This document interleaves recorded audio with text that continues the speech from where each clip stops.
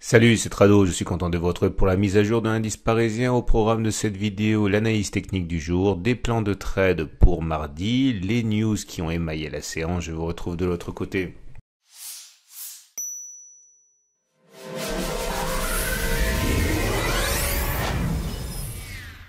Et oui, vous ne rêvez pas, 2,15% de hausse pour le CAC 40 avec des volumes, on le verra un petit peu plus tard, complètement anémiques. On ne comprend pas ce qui justifie cette hausse de 2,15%. Il n'y a eu aucune nouvelle significative, qui le justifie.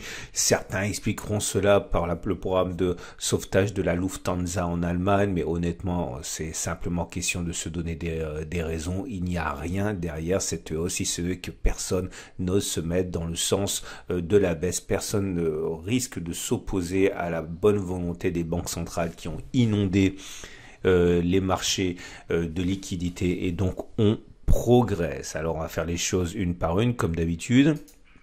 On est loin de la résistance mineure des 4694-4717.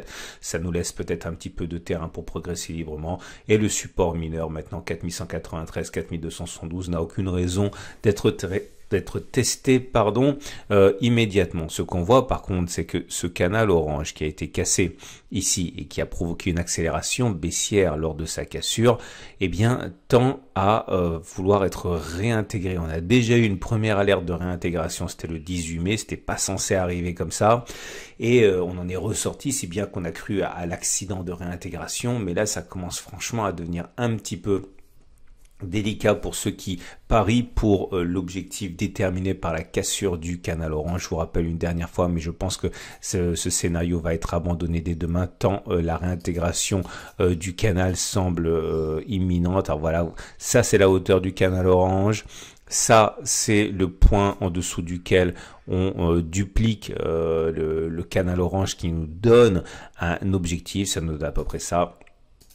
Et vous le savez, hein, l'objectif, c'est d'aller chercher un contact avec cette demi-droite orange, tout en ne sachant pas, évidemment, si on va aller en bas ou sur le côté. Mais en tout cas, une réintégration du canal orange mettrait fin à ce scénario, hein.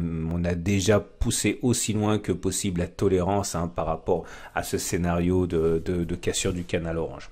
En tout cas, pour l'instant, quelque chose qui n'est pas remis en cause, hein, c'est bien le scénario de l'épaule tête-épaule inversée que je vous proposais la semaine dernière, je crois que c'était mercredi, et voilà à quoi cela ressemble. Vous avez la première épaule qui serait là, vous avez la tête qui a été dessinée, et je proposais donc l'éventualité d'avoir une épaule comme ça. Pour l'instant, il semble que le marché veuille voir la même chose que moi, et nous sommes effectivement sortis de la zone de congestion, on a franchi la ligne de coût, et ça nous donne plusieurs objectifs. Premier objectif, vous le savez, pour moi c'est mon objectif principal parce que statistiquement on va le chercher souvent, c'est la hauteur de l'épaule reportée au-dessus du point de cassure. Je vous rappelle que moi je suis rentré haussier déjà vendredi avec justement pour objectif la résistance mineure qui est 4694-4717. On verra ce qui va se passer. Le problème maintenant, c'est que si vous voulez trader cette épaule tête-épaule, c'est déjà trop tard, pour une raison assez simple, c'est que si vous voulez chercher l'objectif théorique de l'épaule, vous visez un objectif de 2,7%. Alors tout va dépendre de l'endroit où vous mettez votre stop. Si vous mettez votre stop de manière large en dessous de l'épaule, voilà, ça fait 3,9% contre 2,7. Le ratio gain-risque est inférieur à 1. C'est un petit peu compliqué quand on est débutant de faire ça. Ça vaut pas la peine maintenant. Autre solution qui arrive quand même assez souvent, c'est attendre qu'il y ait un throwback. Ok, et c'est à ce moment-là que vous prendriez position avec un objectif gain risque qui serait beaucoup plus intéressant. Imaginons que ce soit ici sur les 4477. Eh bien, si vous mettez votre stop loss à 2,70% avec un objectif à 4,03%, ça redevient intéressant. Ok, autre solution pour les plus nerveux, viser la hauteur de la tête. Ceux qui veulent rentrer maintenant, c'est la seule façon finalement de trader ça, mais ce qui m'embête un petit peu, c'est que ça nous inviterait à viser au-delà de la résistance mineure et du set de résistance, et j'aime pas faire ça. Hein. Ouais, la hauteur nous amène au-dessus. Regardez maintenant, je vous rappelle que si vous voulez des exercices corrigés et tous les détails hein, de la stratégie, vous trouverez ça dans le pack tout trado. Nous avons également maintenant les éléments techniques. Alors, on a beaucoup de choses à dire au niveau des éléments techniques, à commencer par la moyenne mobile à 20 jours et la moyenne mobile à 7 jours. Comme je vous avais expliqué, on était en tendance neutre, hein, puisque la moyenne mobile à 7 et 20 jours était relativement plate jusqu'à la séance d'aujourd'hui, et les cours étaient en dessous de la moyenne mobile à 20 jours, ce qui est rarement positif. En tout cas, il semble que les choses aient changé, puisque maintenant nous sommes au-dessus de la M7, au-dessus de la M20. Tendance de court terme haussière, tendance générale haussière. Si on arrive à avoir un croisement M7, M20 comme ça, on aura un croisement haussier fort, et ça c'est un très bon signal pour la suite. On verra, mais pour l'instant c'est pas encore le cas. Vous remarquez également que les bandes de Bollinger sont toujours à l'horizontale pour l'instant. Je vous rappelle que j'espère une cassure par le haut. Là, c'est ce qu'on appelle un squeeze, hein, tout ça. Quand les bandes de Bollinger sont de plus en plus étroites et naviguent à l'horizontale, c'est un squeeze. Et généralement, lorsqu'on sort des bandes de Bollinger après une période comme ça donne un mouvement explosif. On n'y est pas, mais on n'est plus très loin non plus. Regardez le SAR.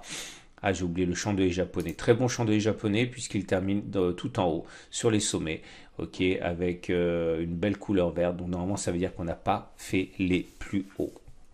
Alors, regardez le SAR. Le SAR, c'est quelque chose que j'aime bien. Alors, il y a plusieurs façons d'utiliser le SAR. J'explique aussi ça dans le pack tout trado. Une des façons d'utiliser le SAR, c'est de dire que quand on casse le SAR, on prend position tout simplement. Et lorsqu'on casse le SAR dans l'autre sens, on prend position à l'envers. Franchement, que moi j'ai backtesté ça, j'ai pas trouvé que c'était très porteur.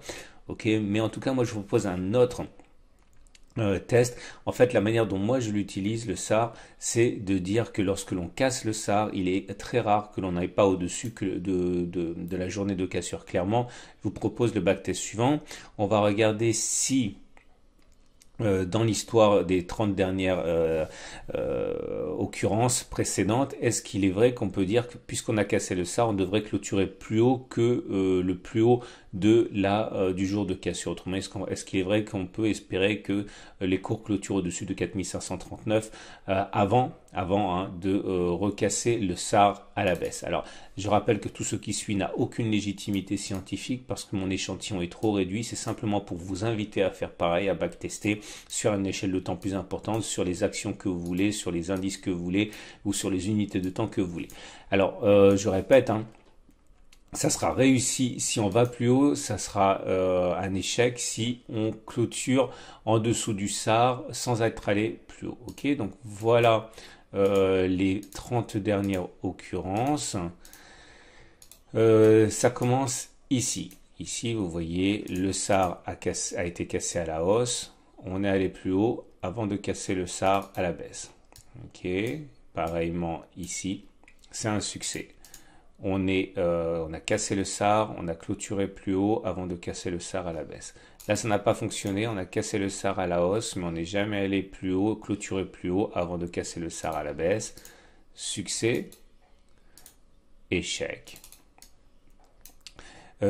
Succès, échec, succès, échec, succès, échec, échec. Alors attention, des fois c'est des belles envolées qu'il y a derrière. Parfois c'est juste minimaliste, mais c'est après libre à vous de peaufiner. Échec, succès, vous voyez, ça réussit quand même beaucoup plus souvent que ça n'échoue. Hein. On va beaucoup plus haut généralement, ou au moins plus haut que le jour de la cassure. Et je disais donc qu'après 36 occurrence, on arrive à la statistique suivante. Ça fonctionne dans 72% des cas et ça échoue dans 28% des cas. Est-ce que ça veut dire qu'il faille acheter maintenant? Non. Parce que il faut encore savoir à quel moment vous entrez. Est-ce que vous entrez tout de suite? Est-ce que vous entrez sur retracement? À quel moment vous sortez? Etc. Donc c'est à vous de faire ensuite que ce backtest purement pédagogique se transforme en setup de trading.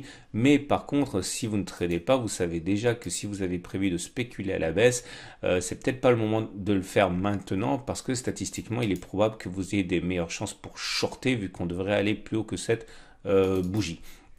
Bon, en tout cas, à titre personnel, vous le savez, j'ai acheté, c'était vendredi, je l'ai acheté à peu près ici. Ok, pourquoi j'ai acheté ici? Tout simplement, j'invite à regarder la vidéo de vendredi, j'explique tout ça, mais parce que mon ratio gain-risque, j'ai attendu justement qu'il soit supérieur à 1 et dans le sens des probabilités, voilà, j'ai mon stop qui est à 5,8, je me rappelle plus de tête. De toute façon, c'est pas le seul trade que j'ai en tête, donc je me souviens plus exactement des valeurs. On va dire 5,8 avec un objectif à 7. Voilà, ça se laisse prendre, quoi, hein. Et nous avons également la possibilité de regarder les autres indicateurs techniques, mais là, du coup, ça va aller beaucoup plus vite puisque tout est haussier. D'ailleurs, vous vous souvenez, on a backtesté la semaine dernière tous les signaux positifs donnés par le CCI, le stochastique, et ce qui se passe aujourd'hui valide la statistique. Donc c'est ça qui est bien. Donc le CCI il est haussier, le stochastique au-dessus de son signal, MACD0 au-dessus de son signal, MACD au-dessus de son signal, momentum positif, RSI au-dessus de 50, c'est positif. Mais regardez, à quoi ressemble une hausse de 2,15% avec des volumes aussi rikiki, aussi ridicules, aussi peu significatifs. Bon, je vous laisse juger. Ça n'empêche pas d'acheter, mais on ne peut pas dire qu'on ne le savait pas, quoi, hein. On monte sur du vent sans volume. On va terminer avec Ishimoku. Alors là, pareil, on m'a dit, ouais, mais Trado, comment ça se fait que t'as pas joué le canal? Pourquoi t'as joué l'épaule, tête, épaule, etc., etc. D'abord, merci de penser que j'ai tradé dans le bon sens. Mais surtout, encore une fois, j'en savais rien où on allait aller, hein. Vous savez, on a fait un twist du nuage. Regardez la vidéo de vendredi. Voilà, ça, plus les indicateurs techniques, plus tout ce que j'ai dit avant. Voilà, je me suis simplement mis dans le sens des statistiques et j'ai acheté. Mais vous savez, il faut pas vous leurrer. Là, j'ai une bonne série sur le CAC 40. On est à 8 trades depuis le début de l'année, ou 7 trades sur l'unité CAC 40 en données journalières. Je crois que je suis à 6 sur 7. Mais ça, c'est pas mon score normal, hein. Je suis à moins que ça normalement. Et vous inquiétez pas, il y aura un retour à la moyenne. À un moment, je vais faire 3 trades perdants d'affilée. C'est pas parce que c'est pas que je serai devenu mauvais, j'espère. C'est simplement que voilà, ça sera un retour à la moyenne, hein. Je ne fonctionne pas avec des taux de réussite de 9 sur 10, moi, hein. Je suis plus à allez, 60-65% de taux de réussite. Mes gains viennent du fait que mes ratios gain-risque sont supérieurs à 1, hein, mais voilà, il faut pas vous imaginer que quand je trade, j'ai raison tout le temps. Ça serait absolument faux. J'ai beaucoup de chance actuellement sur le CAC 40. Il y a un moment, j'en aurai pas. Et à ce moment-là, il faudra me le pardonner. Voilà, j'espère. Je vous souhaite une excellente journée. Regardez à la fin de la vidéo l'analyse du CAC 40 en données hebdomadaires. Regardez également si vous êtes un trader, intraday, les matrices de trading sur indice, sur Bitcoin, sur euro-dollar, sur pétrole Brent. Tout ça, c'est à la fin de cette vidéo. Et également la matrice, enfin l'analyse technique de l'or libellé en dollars pour les traders et en libellé en euros pour les investisseurs. À demain pour la mise à jour.